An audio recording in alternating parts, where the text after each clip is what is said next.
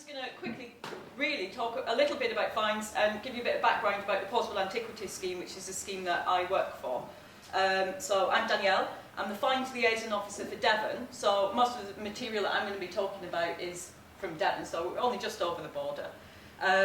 The Fines Liaison Officer for Cornwall is Anna Tyack, so if any of you find anything while you're in Cornwall, we'll run it past Anna as well at some point, I assume. So Portable Antiquities Scheme was set up about 10 years ago now as a pilot scheme. The reason it was set up was because lots of things were being found by non-archaeologists. So when archaeologists do things on site that are linked to commercial archaeology and whatnot, or research digs, that all gets written up. That all goes somewhere. The finds from that go to an archive, into a museum. The report goes to a county council or whatever, to the HER, Historic Environment Record, where people then can go and find out that information. Now, that's only half the story, because lots of people were finding objects and that wasn't being recorded. So metal detectorists, for instance, were out detecting, finding finds, but there was nowhere for that to be recorded, which means we're only getting half the picture. If we're not getting all the finds, there's no information about that. So the scheme was set up. So we set up the scheme. I think there's about 40 Fines Liaison Officers, pretty much one in every county. Head office is at the British Museum. And at the moment I'm placed at Exeter University, but I do a lot of outreach, and this is just some of the metal detectorists that I work with in Devon. So we've got the South Hands Club, Torbay, East Devon, Tom and Torridge, South West Searchers. There's also a lot of independent metal detectorists that go out there and detect on their own, not members of clubs, that I've got to, well, try and find in the first place and actually make contact with them.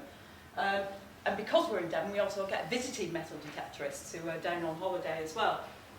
So you can imagine I've got my work cut out, because we're talking like hundreds of metal detectorists, and there's one Fines Liaison Officer to try and record everything that's being found.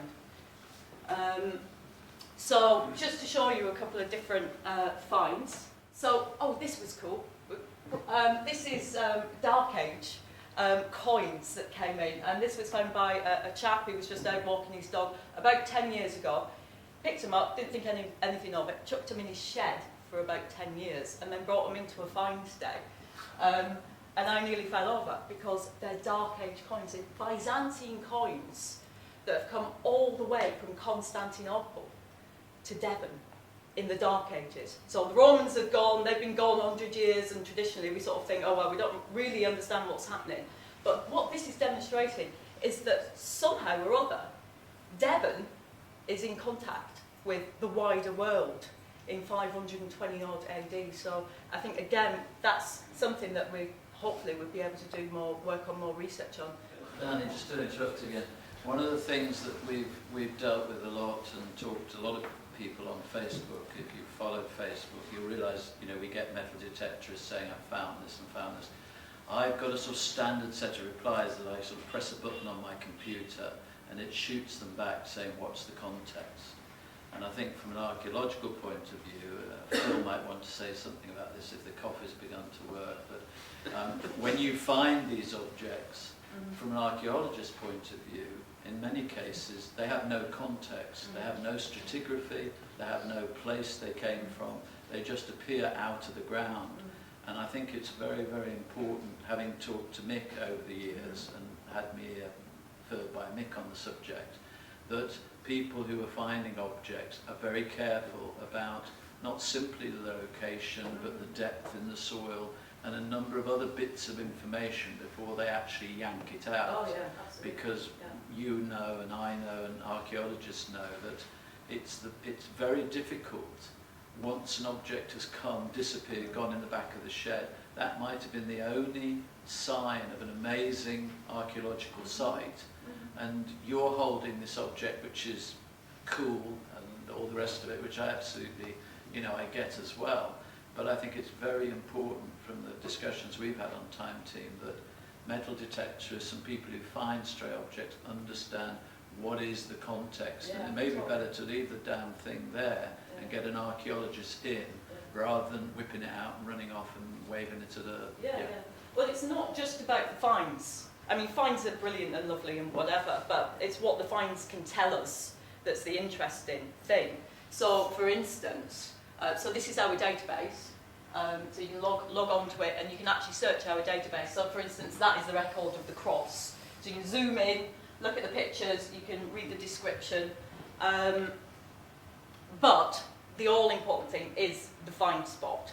So really, without a find spot, the find, yeah, okay, it looks nice, but it doesn't really tell us anything other than that. So to archaeologists, the find spots are important. And I've got a really good example here. So I get lots of people bringing in musket balls. And in fact, actually, at clubs, I get people going, oh, well, it's just another musket ball. Is it worth recording? And the answer is yes, because what we can do, and this just applies to all finds, all types, but this is just an example. Some of the research that Glenn Ford has been doing with metal detectorists in Northamptonshire, they've logged every single musket ball that they've found, very specifically. And what it can do is, I always say, this is the closest we can get until we've invented time machines to going back in time, just by having logged all the find spots. Can you see all these little dots here? These are all individual musket balls. And you can actually see people running across fields being fired at. Do you know what I mean?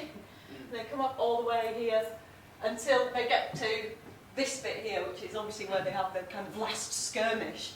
They're trying to get across. It's boggy, and there's a wall there we know from historical accounts. They're trying to get across and they're being shot at and fired at.